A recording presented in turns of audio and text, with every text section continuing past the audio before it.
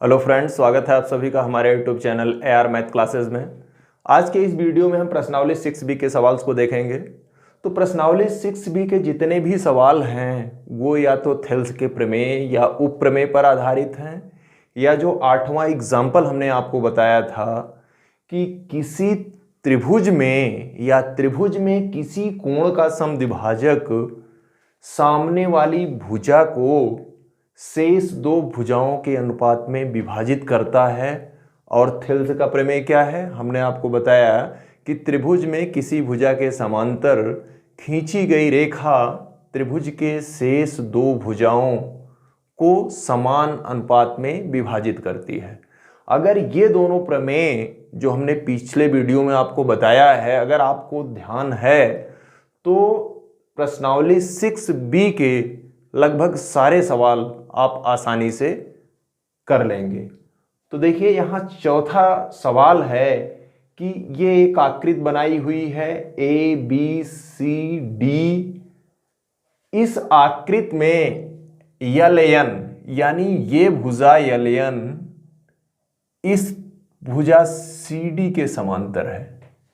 ठीक भुजा ये यलयम BC के समांतर है। ये दिया गया है कि यदि यलयन समांतर CD यलयम समांतर BC तो सिद्ध करो AM upon AB is equal to AN upon AD। तो थेल्स के प्रमेय में आपने पढ़ा है कि त्रिभुज में किसी भुजा के समांतर खींची गई रेखा शेष भुजाओं को समान अनुपात में काटती है। तो आप लिखेंगे त्रिभुज ABC में यलयम समांतर BC। ये जो ऊपर वाला त्रिभुज है उसमें BC के समांतर क्या है? यलयम है। यानी ये भुजा यलयम, रेखा यलयम, ये AM upon MB is equal to AL upon LC लिख सकते हैं। ये थेल्स का प्रमेय है। लेकिन हमें AM अपान MB नहीं लाना है, बल्कि AM अपान AB लाना है। तो ये थेल्स का उपप्रमेय है। तो आप लिखेंगे ये ABC में यलयम समांतर BC, तो आप क्या लिखेंगे? इसको लिख देंगे AM upon AB is equal to AL upon AC। इसको मानेंगे समीकरण नंबर 1 और कोष्टक में लेंगे थेल्स का प्रमेय या थेल्स का उपप्रमेय।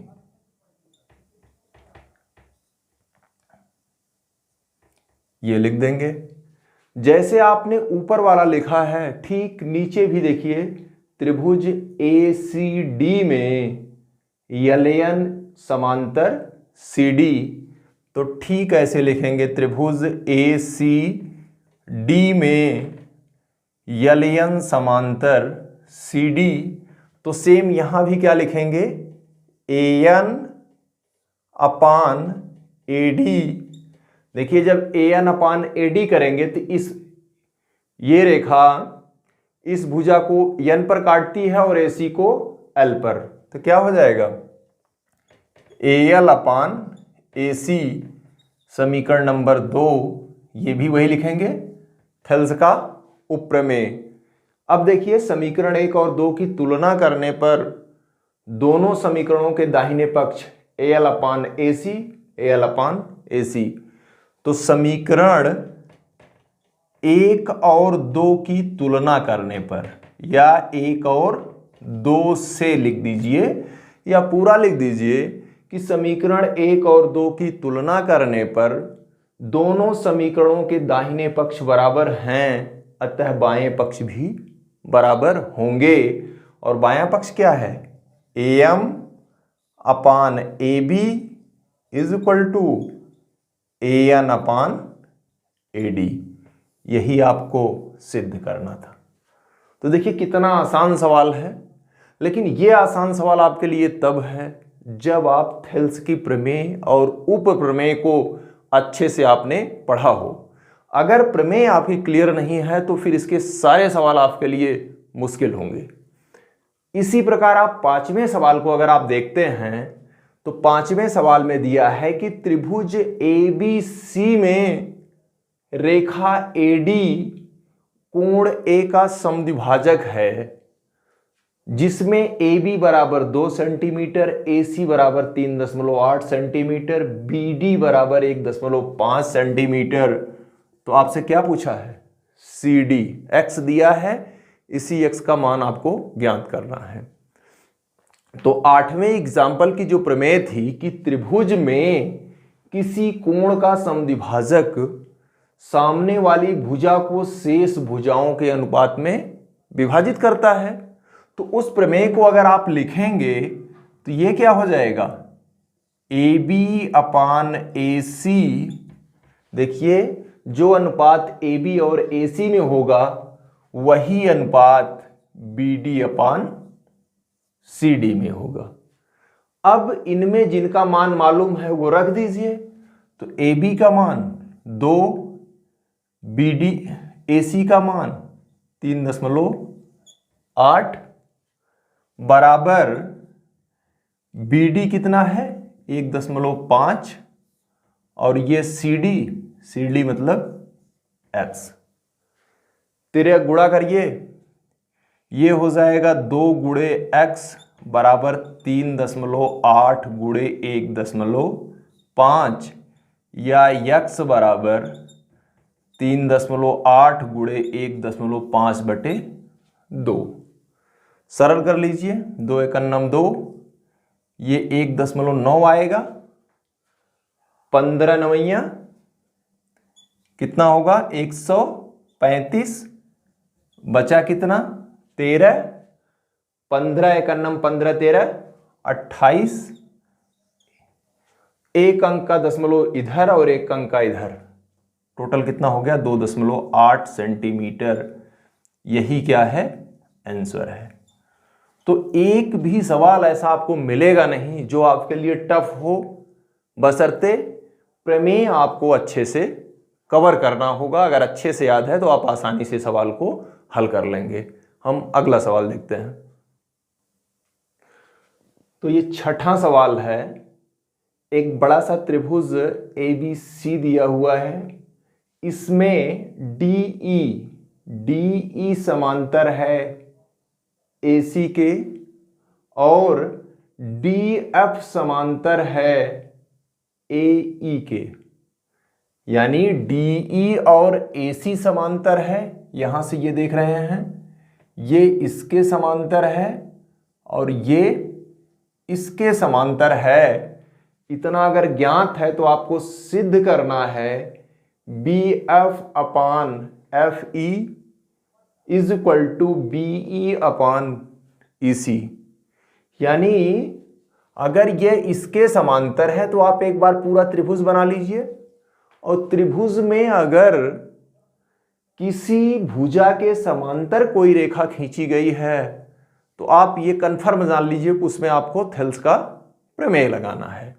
तो लिख दीजिए, ये प्रमाण में आप लिखेंगे, पहले बड़ा त्रिभुज ले लीजिए, त्रिभुज ABC में, त्रिभुज ABC में DE समांतर AC के। अगर त्रिभुज ABC में DE AC के समांतर है तो आपको क्या मिल जाएगा? BD बटे AD बराबर BE बटे EC। एक तो ये हो सकता है थेल्स के प्रमेय से, या उपप्रमेय भी हो सकता है। तो आप देखिए है क्या, लाना क्या है? BE बटे EC लाना है। तो आप थेल्स की मेन प्रमेय लिख देंगे, तो आप लिखेंगे BD बटे DA बराबर BE बटे EC। इसको समीकरण नंबर 1 मान लीजिए। रीजन किससे? थेल्स का प्रमेय। आई होप ये क्लियर होगा। ठीक उसी प्रकार अब की बार DF AE के समांतर है, DF AE के समांतर है। तो अब की बार त्रिभुज कौन सा लेंगे? ADE। तो त्रिभुज ADE में क्या है कि DF समांतर AE, DF समांतर AE। अगर ये DF AE के समांतर है तो फिर से थेल्स का प्रमेय केवल इतने में लगेगा। इस त्रिभुज में ABE में BD बटे DA, BD बटे DA बराबर BF बटे FE। BF बटे, आप चाहे FE करिए चाहे EF कर दीजिए, हालांकि हम पहले FE ही कर रहे हैं। इसको समीकरण नंबर 2 सेम रीजन, कैसे? थेल्स का प्रमेय। फिर देखिए समीकरण 1 और 2 की तुलना कीजिए। समीकरण 1 और 2 की तुलना करेंगे तो BD बटे DA, BD बटे DA, दोनों समीकरणों के बाएं पक्ष बराबर हैं। जब दो समीकरण के बाएं पक्ष बराबर हैं तो दाहिने पक्ष भी आपस में बराबर होंगे, यानी आप लिखेंगे समीकरण 1 और 2 से। चाहे आप इतना लिखें समीकरण 1 और 2 से, चाहे पूरा लिखें कि समीकरण 1 और 2 की तुलना करने पर दोनों समीकरणों के बाएं पक्ष बराबर हैं, अतः दाहिने पक्ष भी बराबर होंगे। या समीकरण 1 और 2 से BE बटे EC बराबर BF बटे FE, यही आपको सिद्ध करना था। देखिए कितना सिंपल सवाल है। जस्ट जो हमने इसके पहले सवाल बताया, चौथा सवाल लगभग इसी टाइप का था। यहां भी सेम वही करना है। यहां क्या है कि DE समांतर OQ, DE ये है और OQ ये है। शीर्ष कहां से है? P से। तो आप जब इसका प्रमाण लिखेंगे, तो आप लिखेंगे त्रिभुज PQO में, त्रिभुज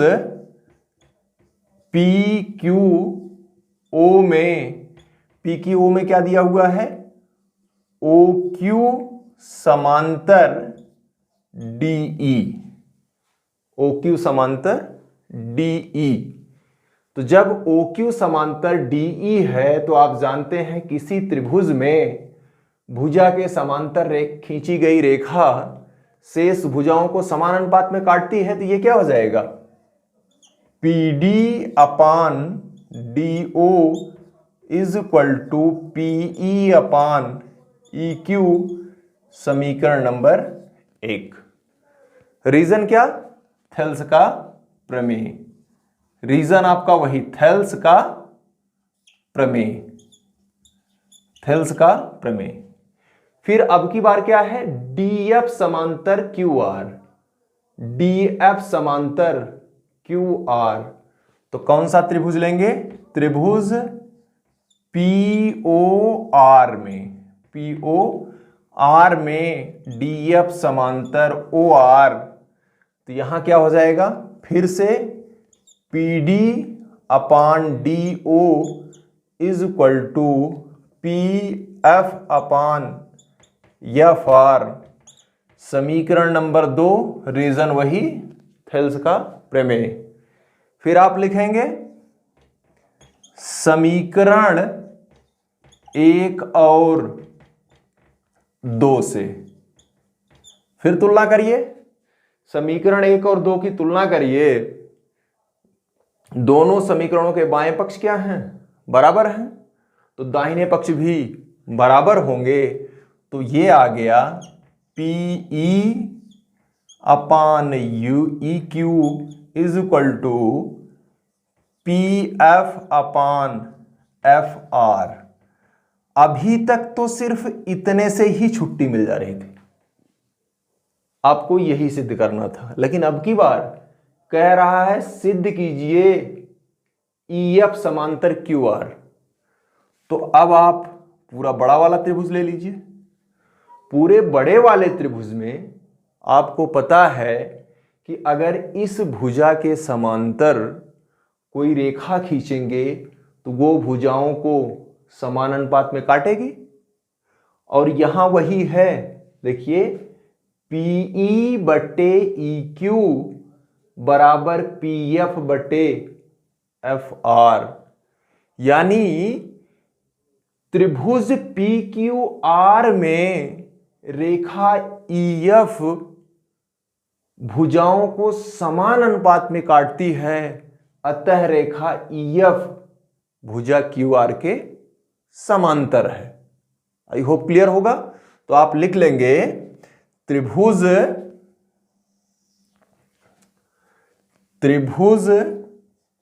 कौन सा त्रिभुज लिखेंगे? PQR में रेखा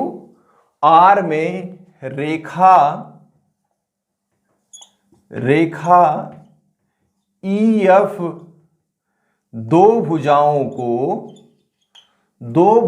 को समान अनुपात में काटती है, अतः EF समांतर QR। यही आपको सिद्ध करना था। यह जगह कम बच रही थी तो हम आप यही लिख दीजिएगा कि त्रिभुज PQR में रेखा EF दो भुजाओं को समान अनुपात में काटती है। किस अनुपात में? समान अनुपात में विभाजित करती है, इसलिए EF समांतर QR। ये थेल्स की प्रमेय का विलोम है। तो आई होप ये सवाल आपको समझ में आए होंगे। 10वां सवाल है कि समलंब चतुर्भुज ABCD में AB समांतर CD हो तो सिद्ध करना है AO upon BO is equal to CO upon DO। AO upon BO या OB is equal to CO upon DO, ये आपको सिद्ध करना है। तो एक प्रमेय है जो इस प्रश्नावली के आगे है, हम उसका प्रयोग करते हैं और शेष सारे सवाल उस प्रमेय से आसानी से हम सिद्ध कर लेंगे। आपने दो समरूप त्रिभुज की शर्त पढ़ी है कि दो त्रिभुज ABC और PQR आपस में समरूप होंगे यदि पहले त्रिभुज के तीनों कोण दूसरे त्रिभुज के तीनों कोण के आपस में अलग अलग बराबर हों। ये पहली शर्त है, क्या? कोण बराबर हों। क्या हो? कोण बराबर हों। और दूसरी शर्त है संगत भुजाओं का अनुपात बराबर हो। संगत भुजाओं का अनुपात बराबर हो। ये दो शर्तें हैं दो त्रिभुजों के समरूप होने के, या दो बहुभुज हैं, दो त्रिभुज हों या दो बहुभुज हों, आपस में वो तभी समरूप होंगे जब एक बहुभुज, अगर बहुभुज है तो बहुभुज और त्रिभुज है तो त्रिभुज के कोण आपस, एक के कोण दूसरे के कोण के आपस में अलग अलग बराबर हों और संगत भुजाओं का अनुपात बराबर हो। ये तो शर्त है। अभी इस प्रश्नावली के बाद जो हम प्रमेय पढ़ेंगे उसमें ये प्रमेय हम सिद्ध करेंगे कि यदि एक त्रिभुज के तीनों कोण दूसरे त्रिभुज के तीनों कोण के बराबर हों तो त्रिभुज समरूप होगा, अर्थात उनके संगत भुजाओं का अनुपात आपस में बराबर होगा। ये आगे फिलहाल हम सिद्ध करेंगे। और लेकिन अभी इस सवाल को हल करने के लिए हम उसको मान लेते हैं।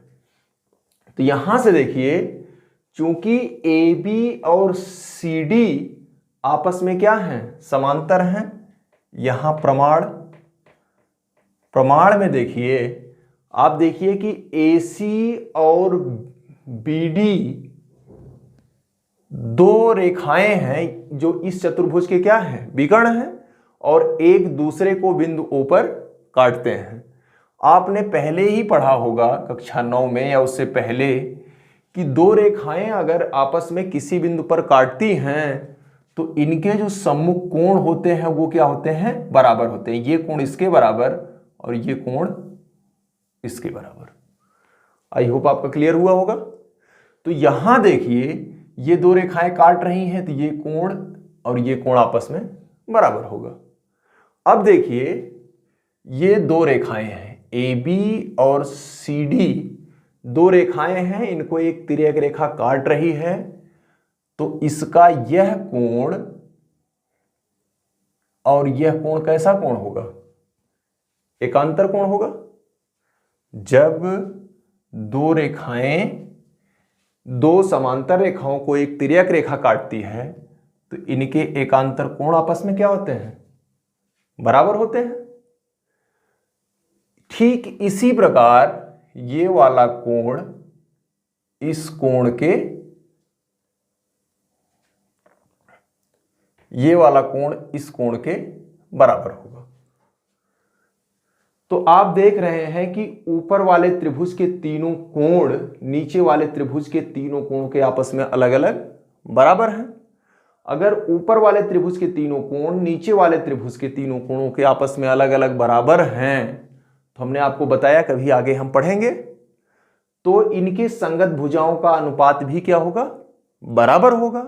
और अगर इनके संगत भुजाओं का अनुपात बराबर होगा, यानी ये कोण इसके बराबर है, तो इस कोण के संगत भुजा AB और AB इसमें लाना ही नहीं है, यानी ये कोण हम लेंगे ही नहीं, शेष दो कोण लेंगे। तो ये कोण इसके बराबर है, तो D के सामने की भुजा क्या लेंगे? OC। ये कोण फिर इसके बराबर है, तो इसके सामने भुजा क्या लेंगे? AO। फिर इस कोण के सामने भुजा क्या लेंगे? OD। फिर इस कोण के सामने भुजा क्या लेंगे? OB। क्या सिद्ध करना था? AO ऊपर सिद्ध करना था यहां, तो इसको पलट दीजिए या इसको लिख सकते हैं, तिर्यक गुणा कर लीजिए। AO इंटू OD बराबर OB इंटू OC। आपको लाना क्या था? AO upon BO। AO ये है, BO इधर लाइए, या AO upon OB is equal to OC upon OD या DO। सिद्ध हो गया आपका। लेकिन ये तो हमने आपको बहुत आसानी से बताया, बहुत छोटे में आ गया। लेकिन आप करेंगे क्या?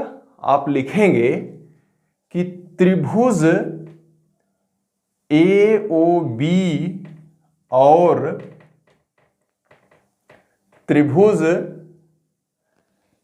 OCD में, त्रिभुज AOB और OCD में ये प्रमाण हम बता रहे हैं आपको। कोण AOB का मतलब यह कोण बराबर कोण COD। यह हो गया। क्यों? कोष्टक में आप लिख दीजिए शीर्षाभिमुख कोण, शीर्षाभिमुख कोण। आप जानते हैं कि यदि दो तिर्यक रेखाएं एक दूसरे को काटती हैं तो इनके सम्मुख कोण या शीर्षाभिमुख कोण आपस में बराबर होते हैं। फिर आप लिखिएगा, क्या लिखिएगा? कोण OAB, कोण OAB बराबर कोण OCD के, कोण OCD के। ये कोण इसके बराबर होगा। क्यों? कि दो समांतर रेखाओं को जब एक तिर्यक रेखा काटती है तो इसके एकांतर कोण आपस में कैसे क्या होते हैं? बराबर होते हैं। तो क्या लिखिएगा? एकांतर कोण। क्या? एकांतर कोण। ठीक। फिर इसी प्रकार लिखिएगा कोण ABO, कोण ABO बराबर ये वाला कोण इसके बराबर होगा कोण CDO के। यहां भी क्या लिखेंगे? एकांतर कोण। तो पहले त्रिभुज के तीनों कोण दूसरे त्रिभुज के तीनों कोण के आपस में अलग अलग बराबर। ठीक। तो आगे हम प्रमेय पढ़ेंगे, अभी हमने पढ़ा नहीं है, लेकिन हमने बताया कि आगे हम जब अगली प्रश्नावली शुरू करेंगे तो उसमें आपको सिद्ध करके दिखाएंगे। तो फिलहाल उसका हम उपयोग कर लेते हैं। एक त्रिभुज के तीनों कोण दूसरे त्रिभुज के तीनों कोणों के आपस में अलग अलग बराबर हैं, अतः इनकी संगत भुजाओं का अनुपात क्या होगा? बराबर होगा। और जब संगत भुजाओं का, आप लिख दीजिएगा यहां कि चूंकि त्रिभुज AOB और त्रिभुज OCD के तीनों कोण आपस में अलग अलग बराबर हैं, अतः इनकी संगत भुजाओं का अनुपात भी बराबर होगा। और जब संगत भुजाओं का अनुपात बराबर होगा तब इसके ऊपर आप यहां आइए। संगत भुजाओं का अनुपात बराबर होगा तो पहले आप चाहे बड़ा वाला त्रिभुज लीजिए तो बड़े वाले त्रिभुज की भुजा लेंगे तो हर बार आप बड़ी वाली भुजा लेंगे, और अगर छोटे वाले त्रिभुज की भुजा पहले लेंगे तो छोटे वाले त्रिभुज की भुजा पहले लिखेंगे। तो हमने पहले कौन सा त्रिभुज लिया? OCD। OCD में कौन सी भुजा लिया? OC यानी ये कोण के सामने एक भुजा OC लिया तो ये कोण बराबर है इसके, तो इसके सामने भुजा हम क्या ले लेंगे? AO। तो OC बटे AO। फिर अब की बार ये कोण लेंगे तो इसके सामने भुजा क्या है? OD, और फिर ये बराबर है इसके, तो इसके सामने भुजा क्या है? OB या BO। फिर आप तेरे गुणा कर दीजिएगा, इसका गुणा इसमें, इसका गुणा इसमें, तो ये आ गया। और फिर यहां से आपको लाना क्या है? जो लाना हो, AO आपको ऊपर लाना था, ठीक? तो AO और इसके साथ BO लाना था, तो BO इधर ले आइए, यहां गुणा है तो इधर क्या होगा? भाग। फिर यहां अब बचा क्या? OB बचा, नहीं OB इधर लाए, OC बचा, और ये DO उधर ले जाइए तो OC बटे DO। यही आपको सिद्ध करना था।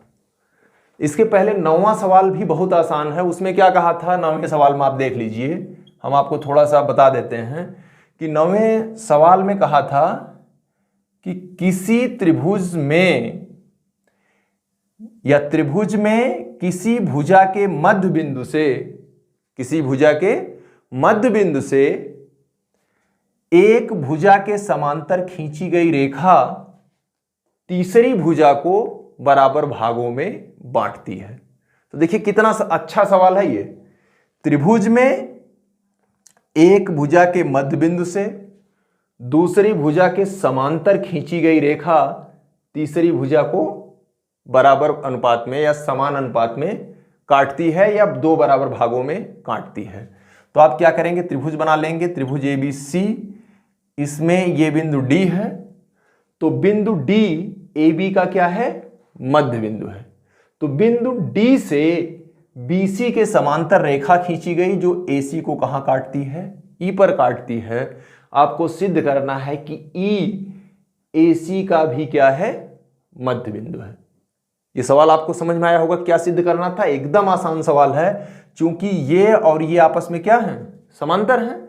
अगर ये समांतर है क्या होगा? AD बटे DB बराबर AE बटे EC, थेल्स के प्रमेय हो जाएगा। और चूंकि DAB का मध्य बिंदु है, इसलिए AD बराबर DB, और जब AD DB बराबर होगा तो ये कट के क्या हो जाएगा? 1 हो जाएगा। तो 1 बराबर, ये गलत लिख दिया हमने, AC लिख दिया था, AE होगा। 1 बराबर AE बटे EC। तेरे गुणा कर दीजिए तो क्या हो जाएगा? EC बराबर AE, और AE और EC तभी बराबर होगा जब E AC का मध्य बिंदु है। यही आपको 9वें सवाल में सिद्ध करना था। आई होप आपको ये समझ में आया होगा। तो 15वां सवाल देखते हैं कि एक कामन उभयनिष्ठ विकर्ण BC पर दो त्रिभुज हैं, एक त्रिभुज ABC और त्रिभुज BCD है। एक ही उभयनिष्ठ विकर्ण या कर्ण BC पर दो समकोण त्रिभुज ABC और BCD हैं। दोनों की एक भुजाएं कहां काटती हैं? P पर काटती हैं। तो आपको सिद्ध करना है कि AP इंटू PC बराबर DP इंटू PB। ये आपको सिद्ध करना है, ये आपको सिद्ध करना है। तो ये भी सेम सवाल जैसे हमने पिछला लगाया था कि दो त्रिभुजों को हम, एक त्रिभुज लेंगे फिर दूसरा त्रिभुज लेंगे और ये दिखा देंगे कि एक त्रिभुज के तीनों कोण दूसरे त्रिभुज के तीनों कोणों के आपस में अलग अलग बराबर है। जब दो त्रिभुजों के तीन कोण आपस में अलग अलग बराबर होंगे तो उनकी संगत भुजाओं का अनुपात बराबर होगा, और जब संगत भुजाओं का अनुपात बराबर करेंगे तो उनमें से कोई दो ले करके ये हम निकाल लेंगे। तो देखिए कितना आसान है। आप लिखिए त्रिभुज ABC ये लिया है और ये BCD ये तो दिया गया था। अब प्रमाण में जब हम लेंगे तो प्रमाण में देखिए सिद्ध जो करना है क्या, AP PC PD PB लाना है। तो आप लिखिए त्रिभुज APB या ABP और त्रिभुज CDP में देखिए दो रेखाएं एक दूसरे को काटती हैं तो सम्मुख कोण या शीर्षाभिमुख कोण बराबर होते हैं। तो यह कोण और ये कोण बराबर होगा और ये कोण और ये कोण बराबर है, प्रत्येक 90 अंश है।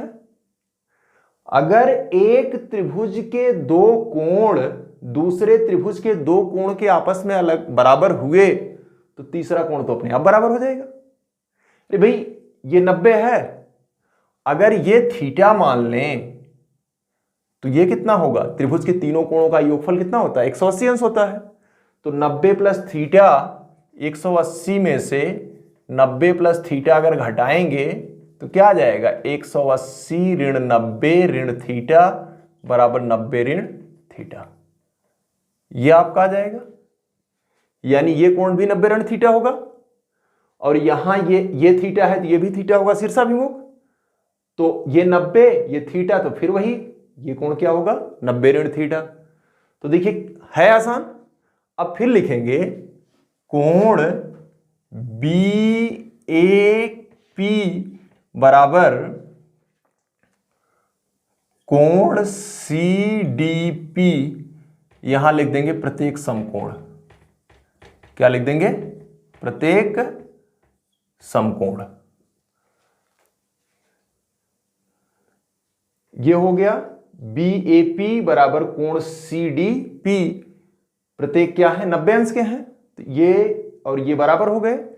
फिर आप लिखेंगे कोण APB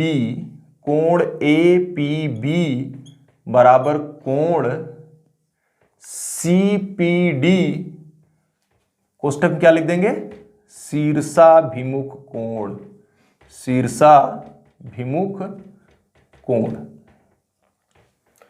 ये और ये आपस में क्या है, बराबर है। ये थीटा हमने सिर्फ आपको समझने के लिए लिख दिया था। अब देखिए एक त्रिभुज के दो कोण दूसरे त्रिभुज के दो कोण के बराबर हो गया। जब एक त्रिभुज के दो कोण दूसरे त्रिभुज के दो कोण के बराबर है तो तीसरा कोण तो अपने आप बराबर होगा। तो ये हो जाएगा कोण ABP बराबर कोण, देखिए ABP बराबर कोण DCP, कोण DCP, कोष्टक लिख दीजिए शेष कोण।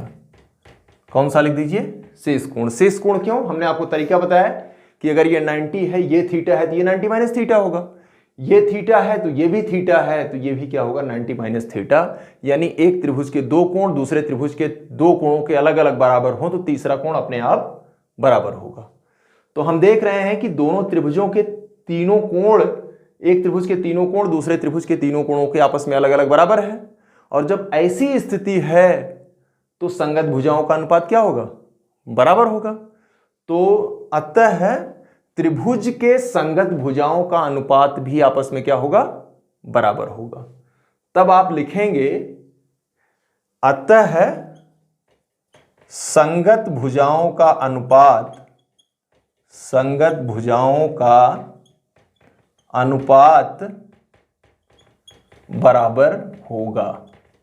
अब बराबर जब होगा तो आप बराबर कर दीजिए। तो इस त्रिभुज का ये कोण लीजिए और इसके सामने भुजा क्या हो गई, बीपी या पीबी। आपने 90 अंश के सामने भुजा कौन सी लिया, पीबी। इसमें 90 अंश के सामने भुजा क्या है, पीसी, बराबर इस त्रिभुज की एक भुजा हो गई और इस त्रिभुज की भी एक भुजा ये हो गई। देखिए ए बी का कहीं जिक्र ही नहीं आया सिद्ध करने में, तो फिलहाल इसके सामने की भुजा लेंगे ही नहीं। इसके सामने भुजा हो गई, अब बस इसके सामने की भुजा और है। तो इस कोण की सामने भुजा क्या है, एपी। ये कोण इसके बराबर है, तो इसके सामने भुजा क्या है, डीपी। क्या है, डीपी। आप यहां लिख सकते हैं संगत भुजाओं का अनुपात बराबर होगा, तो ये हो गया। तीसरी भुजा छोड़ देते हैं, बराबर A B upon C D लिख सकते हैं, लेकिन ए बी और सी डी का जिक्र कहीं नहीं है, इसलिए उसको अगर लिखना चाहें तो लिख दीजिए कि A B upon C D, लेकिन इसको लेने की जरूरत नहीं है। अब आप तिर्यक गुणा करिए। जब तिर्यक गुणा करेंगे तो P B into D P is equal to A P into P C, या दोनों तरफ बदल लीजिए दाहिने को, ये पक्ष दाहिना पक्ष बाएं में और बायां पक्ष दाहिने में, ये हो जाएगा A P into P C is equal to P B into D P. यही आपको सिद्ध करना था। तो देखिए सारे सवाल थेल्स के प्रमेय या उसके विलोम, फिर एक जो कोण का समद्विभाजक था उस पर, और ये तीसरा जो है जो अभी हम आगे इसको सिद्ध करेंगे, सारे इन्हीं तीनों प्रमेय पर आधारित है। तो प्रयास कीजिएगा, जो सवाल बचे हैं उसको आप हल कीजिएगा। अगर कोई सवाल आपको फिर भी नहीं समझ में आ रहा है तो आप कमेंट बॉक्स में कमेंट कीजिए। Thanks for watching.